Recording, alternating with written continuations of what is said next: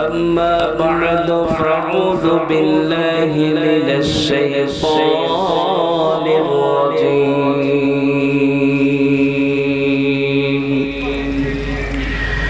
بسم الله الرحمن الرحيم فحسب الناس أن يتركوا أن يقولوا آمنا وهم لا يفتنون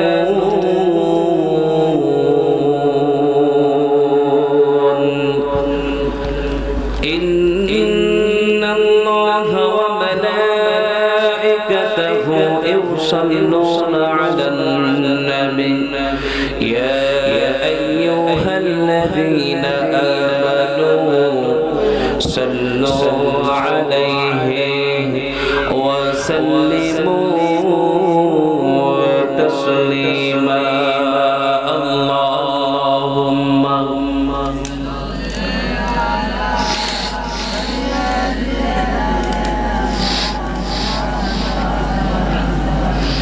وعلى آل سيدنا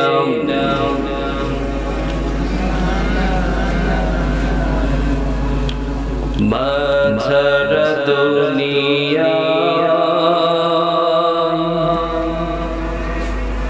আপন কেউ কেউ নাই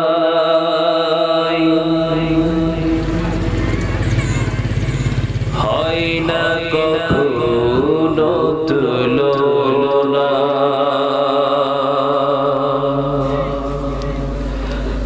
মা ছাড়া দুনিয়ায়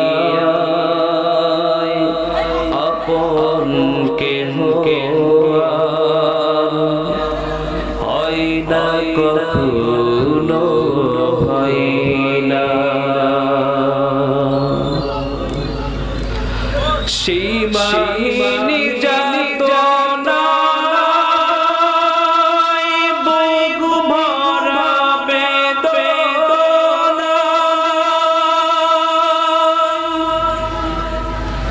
মার মাতার কেহ হয় না মার মাতার কেহ হয় না দুঃখ সুখে অনুভূতি গুলো স্বার্থের রঙে বদলায় প্রতিদিন মায়ের ভালোবাসা স্নেহ মমতার ভাষা বদলায় না তো কোনদিন নিয়তির টানে কাকাবানে দুনিয়া ছেড়ে চলে যায় মা দুনিয়া ছেড়ে চলে যায় মা আলহামদুলিল্লাহ পাবনা জেলা সুজানগর উপজেলা চরভাবাড়িপুর কেন্দ্রীয় মসজিদ উন্নতি কল্পে এক বিরাট ইসলামী জলসা আজকের এই মাহফিলে সম্মানিত সভাপতি আলহাজ মোহাম্মদ সাদেক আলী প্রামাণিক আজকের মাহফিলে প্রধান বক্তা সারা বাংলার আলোড়ন সৃষ্টিকারী বক্তা বলিষ্ঠ কণ্ঠস্বর সুদূর কুষ্টিয়া হইতে আগত আমার উস্তাদ সমতুল্য পীরজাদা হযরত মাওলানা মুহাম্মদ রেজাউল ইসলাম হাশেমি সাহেব আজকের মাহফিলে দ্বিতীয় আলোচক আলহাজ হযরত মাওলানা মুহাম্মদ আলী সাহেব আমার অঞ্চলের বাবার সমতুল্য প্রিয় বাপজানেরা, দাদুর সমতুল্য প্রিয় দাদু ভাইরা, সমবয়সী ভাইরা, পর্দার অন্তরস্থলে আমার স্নেহময় মা এবং বোনেরা, আমার অন্তরস্থল থেকে অভিনন্দন সালাম, আসসালামু আলাইকুম ওয়া রাহমাতুল্লাহি তাআলা ওয়া বারাকাতুহু। আপনারা সকলে কেমন আছেন? সুস্থ রাখার মালিককে, অসুস্থ করার মালিককে আল্লাহ পাকের শুকরিয়া আদায় করি যে আল্লাহ রাব্বুল আলামিন আমাকে আপনাকে সুস্থ মস্তিষ্কে, সুস্থ শরীরে রাসূল ঘোষিত জান্নাতের বাগান, এই বাগানে বসবার মতো তৌফিক দান করেছেন। আমরা সে রবের প্রতি শুকরিয়া আদায় করে বলছি আলহামদুলিল্লাহ। এই মাহফিলে সবাইকে বসতে পারে আল্লাহ পাক সবার তকদিরে, সবার কপালে এই মাহফিলগুলো রাখেন না। রাসূল ঘোষিত পৃথিবীর মধ্যে জান্নাতের বাগান, এই বাগানটা কালকে থাকবে। কি বলেন? থাকবে। যতক্ষণ মাহফিল আছে ততক্ষণ। এই মাহফিলে বসলে আপনার কি ফায়দা হবে, কি লাভ হবে? মাহফিলের চতুর্পাশে জমিন থেকে আসমান পর্যন্ত একের পর এক ফেরেশতা ভিডিও করছে। এটাকে বিশ্বাস হয়? ভূমিকা ছাড়া আলোচনা করব। আমার প্রিয় ভাইরা, আজকের এই চরভবানীপুর কেন্দ্রীয় জামে মসজিদ উন্নতি গল্পে যে মাহফিল দেয়া হলো, আল্লাহ রাব্বুল আলামিনের অগণিত ফেরেশতা এই জমিন থেকে আসমান পর্যন্ত একের পর এক বসে আছেন, ভিডিও করছেন। ভিডিও করে যখন আমার আল্লাহর দরবারে চলে যাবে, আমার আল্লাহ ডাক দিয়ে বলবেন, ফেরেশতারা তোমরা কোত্থেকে আসলে? ফেরেশতারা ডাক দিয়ে বলবেন, আল্লাহ তুমি তো সব জানো। চরভবানীপুর কেন্দ্রীয় মসজিদ উন্নতি কল্পে তাফসীর মাহফিলের ব্যবস্থা করা হয়েছিল। তোমার যে গুনাহগার বান্দারা সেখানে বসে বসে গুনাহের জন্য অনুতপ্ত হয়ে তোমার দরবারে হাত তুলে চোখের পানি ফেলে জাহান্নামে আগুনের ভয়ে কেঁদেছিল। সেই বান্দা গুনার ভিডিও আমরা করতে গিয়েছিলাম। আল্লাহ রাব্বুল আলামিন ডাক দিয়ে বলবেন, ফেরেশতারে সেই বান্দাগুলো তুমি ভিডিও করে নিয়ে এসেছো, তোমরা এই বান্দাগুলো যে জাহান্নামের ভয়ে কাঁদলো, আমার সেই রেখে দেওয়া জাহান্নামটাকে দেখেছে তারা?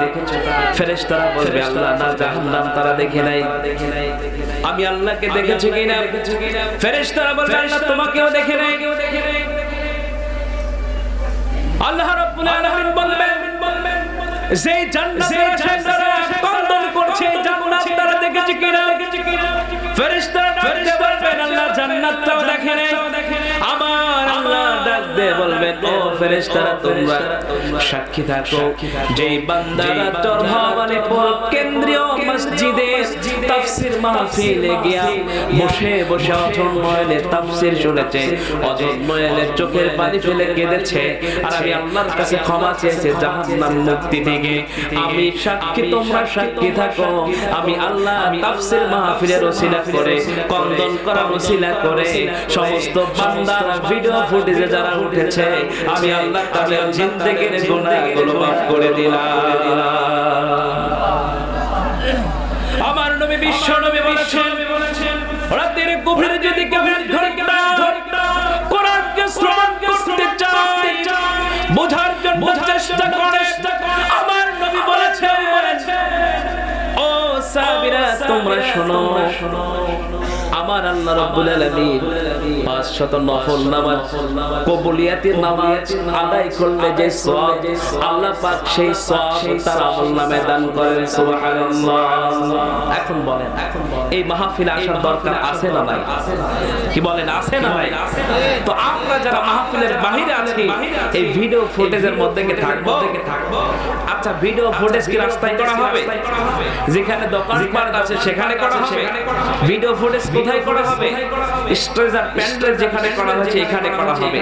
অর্থাৎ যারাই জান্নাতে যেতে চান, যারাই কবুলে 500 নফল নামাজের সওয়াব আমলনামায় নিতে চান, আমি তাদেরকে আহ্বান করে বলছি, আর প্যান্ডেলের বাহিরে নয়, আর ঘরের মধ্যে ঘুমন্ত অবস্থায় নয়, আর ঘরের মধ্যে ঢোকের মধ্যে নয়, রাস্তাঘাট দোকানপাটে নয়, যদি 500 কবুলিয়াতি নফল নামাজের সওয়াব যদি আমলনামায় নিতে চান, দৌড় দিয়ে তাফসীর মাহফিলে এসে বসে যাও। কথা বলেন ঠিক না বেটে?